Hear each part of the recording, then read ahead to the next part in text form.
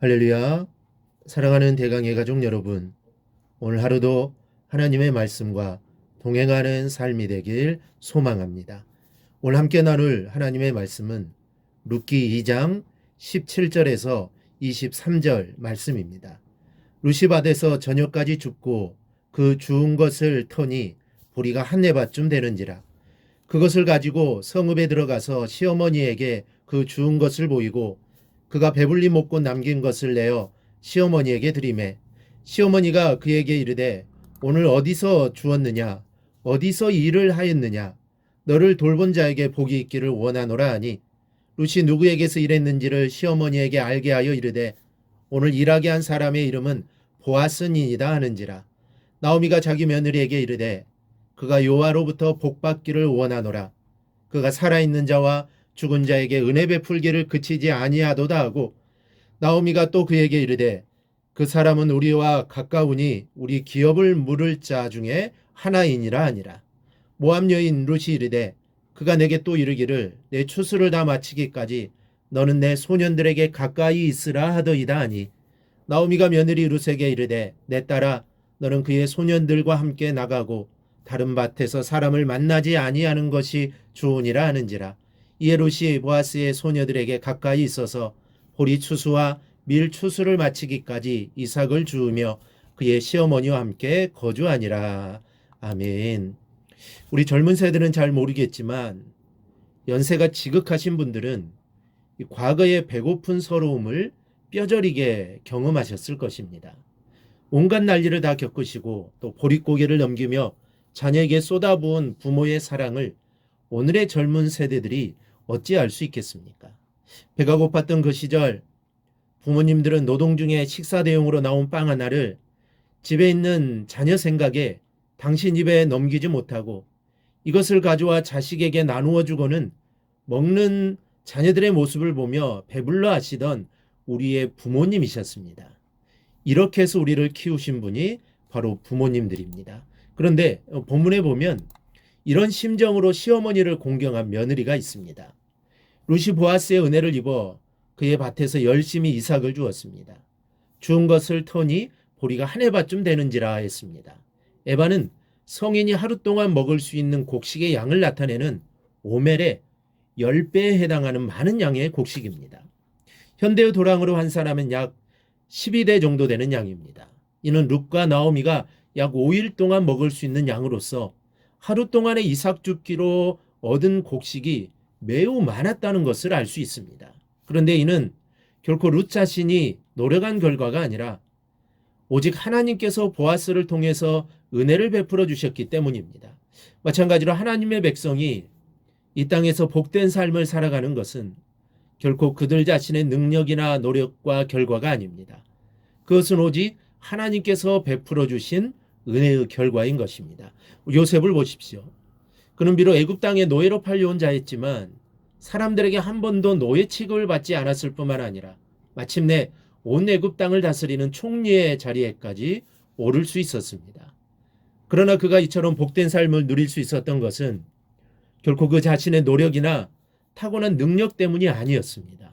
그것은 하나님께서 그와 항상 함께 하시며 그에게 은혜를 베푸셨기 때문입니다. 성경은 이에 대하여 분명하게 여호와께서 요셉과 함께 하심으로 그가 형통한 자가 되었다라고 기록하고 있습니다.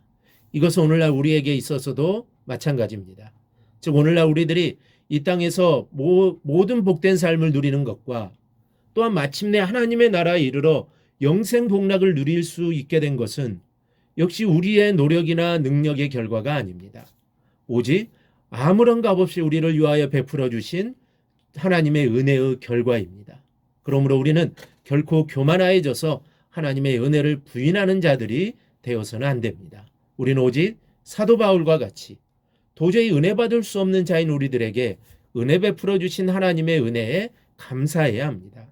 우리가 잘 되면 잘 될수록 복을 받으면 받을수록 더욱더 감사하며 영광 돌릴 줄 아는 자들이 되어야만 합니다. 바로 그것이 하나님께서 우리가 받은 복을 빼앗기지 않고 오히려 날마다 더 큰 복을 받아 누릴 수 있는 비결입니다.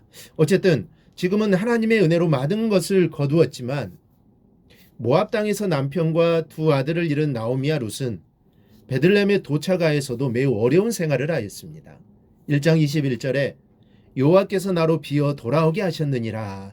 이 슬퍼하는 나오미의 말에서 어느 정도 빈궁했는가를 알 수 있습니다. 이런 어려운 살림 가운데 한 네바 정도의 보리를 주었으니 얼마나 큰 기쁨이 있었겠습니까? 그래서 룻은 가장 먼저 시모에게 그 주운 것을 보여주었다고 했습니다. 체면과 자기의 노동력을 아끼지 않고 늙은 어머니를 공경하는 룻의 인격을 감탄하지 않을 수 없습니다. 그러나 그녀의 더욱 아름다운 마음씨를 보게 됩니다. 18절을 보면 배불리 먹고 남은 것을 내어 시어머니에게 드리매라고 했습니다. 14절에서는 그녀가 밭에서 일할 때 식사 시간에 보아스가 그녀를 불러 음식을 배불리 먹였다고 했는데 그때 룻은 집에 계신 홀 시어머니를 잊지 않고 있었던 것입니다. 그래서 룻은 그 음식을 잘 싸두었다가 집에 돌아오면서 가지고 와 어머니를 대접하고 있습니다. 여러분, 룻의 모습을 생각해 보십시오. 정말로 감동하지 않을 수 없는 모습입니다. 또한 이것을 지켜보시는 주님의 모습은 어떠하셨을까요? 아마 우리 주님은 눈물을 닦으시며 이 모습을 바라보셨을 것입니다. 이렇게 아름다운 사람 사는 이야기가 가난한 룻의 가정에서 행해지고 있었습니다. 적어도 이 순간만은 대굴의 왕도 부럽지 않는 행복한 가정이었습니다. 그래서 잠언 17장 1절에는 마른 떡 한 조각만 있고도 화목하는 것이 제육이 집에 가득하고도 다투는 것보다 나으니라 말씀하는 겁니다.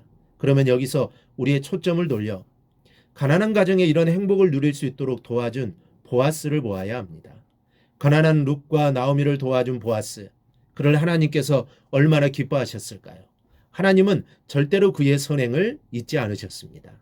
하나님께서는 보아스의 혈통을 타고 다윗 왕이 탄생하게 하셨고 그의 혈통을 따라 예수 그리스도가 탄생하게 하셨습니다. 시어머니를 끔찍히 아끼며 공경했던 며느리 룻, 그리고 그녀를 도와준 보아스, 모두가 아름다운 모습입니다. 요즘 세상과 가정이 얼마나 각박한지 모릅니다. 이러한 각박한 세상 속에서 오늘 사랑이 가득한 모습을 본받아 사랑이 넘치는 가정을 이루고 그 사랑을 세상에 전하며 살아가는 우리 성도들이 되기를 주님의 이름으로 축원합니다. 오늘 묵상한 말씀을 굳게 잡고 삶으로 실천하며 살아내는 대강의 모든 성도들이 되기를 축복합니다.